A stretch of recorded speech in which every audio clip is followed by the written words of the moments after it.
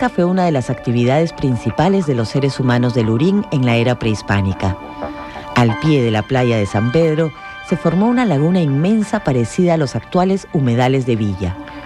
En esa laguna había acuicultura, recolección de huevos de aves y uso abundante de los totorales. Estos lugares servían para recolectar algún material de mariscos, recursos del mar, ¿no? Se entiende incluso, para el cual hay información, en el cual había momentos en que el mar se podía retirar tanto y habían personas que podían ir incluso caminando hasta la isla, ¿no? Así lo señala Max Zule en su trabajo sobre Pachacamac. Al comienzo de la era colonial se había formado un pueblo llamado Quilcay, que continuaba la tradición pesquera que venía del pasado. Era un pueblo de indios pescadores, en el cual se asentaron algunos españoles que habían sido ganados por la pesca como actividad principal. Gracias a ello, Quilcay tuvo un ordenamiento social y espacial hispano-peruano que revelaba bien el mestizaje cultural que se estaba procesando en el Perú colonial desde el temprano siglo XVI.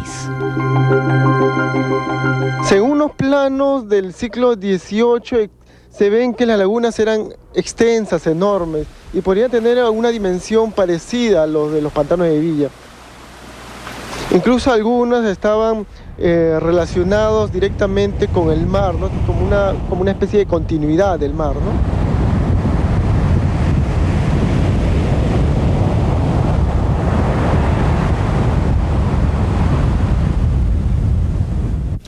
Sin embargo, el gran terremoto de 1687 terminó con el pueblo de Quilcay. El movimiento telúrico fue seguido por un maremoto que se llevó el pueblo y motivó su traslado.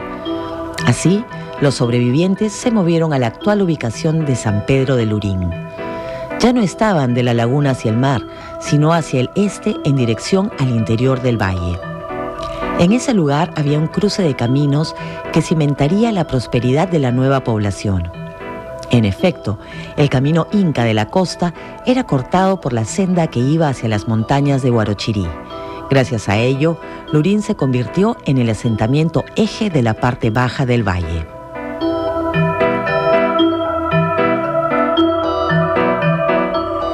Cuando los sobrevivientes de Quilcay se trasladan a donde está Lurín, a esta comunidad de pescadores se le distribuye tierras agrícolas y en el tiempo van cambiando de oficio, van convirtiéndose en agricultores, pero eso fue un proceso largo porque estos sobrevivientes siguieron manteniendo una actividad cercana a ese oficio de pescador, ¿no?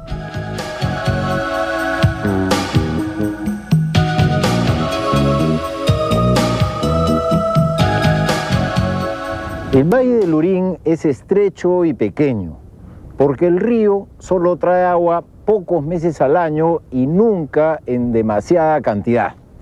De tal manera pues que corre a lo largo de toda la parte yunga, con mucha caída, con mucha pendiente, y se abre en el delta que ustedes están viendo poco antes de llegar al mar. Ese delta era extraordinariamente rico en recursos en época prehispánica, porque habían grandes lagunas. Los ríos subterráneos emergían cerca del mar porque su altura ya les permitía salir sobre la superficie. Se mezclaban con las aguas del mar, formaban albuferas y estas eran extraordinariamente ricas. En época prehispánica, los indios sembraban peces. Se trataba fundamentalmente de lisas y entonces en las lagunas, en las albuferas, había cultivo de peces. Además, se aprovechaban muy bien los recursos vegetales, empezando por la totora, y culminaba esto con el aprovechamiento de todas las aves, la recolección de sus huevos que venían a anidar, a hacer sus estaciones de escala en sus grandes viajes migratorios. De tal modo que las lagunas, frente al mar, fueron una fuente de riqueza excepcional que las sociedades de la era prehispánica supieron aprovechar muy bien.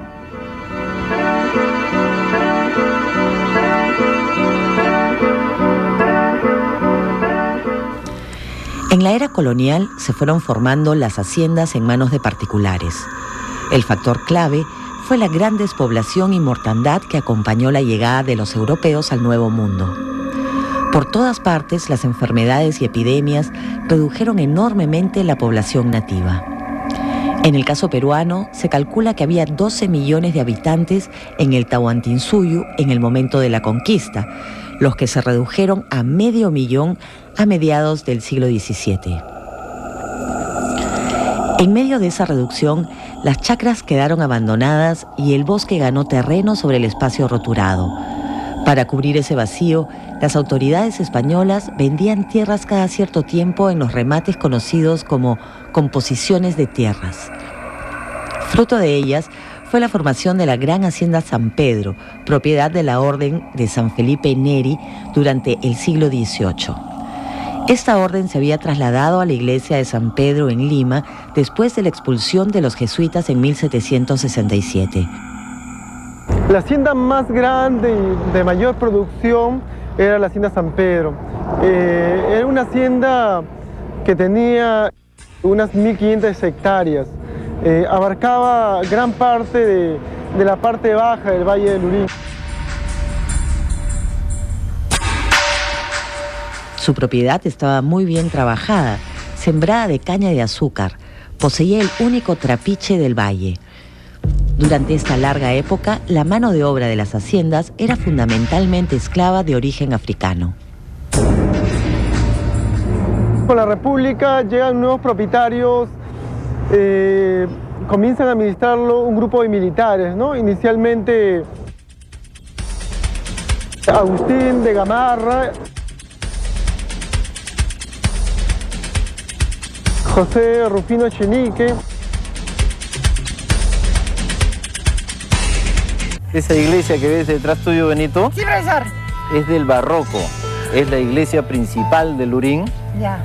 y corresponde a un modelo que estuvo vigente en la costa peruana. Hay varios ejemplares similares, semejantes, en Lima, por ejemplo, en Surco. En Surco, en Barranco, y acá en Pachacamac también hay uno. Claro, son del barroco, son los años 1700. Ya. Y en este periodo los españoles construyeron acá en Lurín una ciudad definida en forma clásica, Ya. con su plaza de armas y con unas cuantas manzanas que se extienden en forma de damero, Ya. igual que Lima. Ah, ya, la iglesia, la comisaría, la municipalidad, la escuela. Y la cárcel.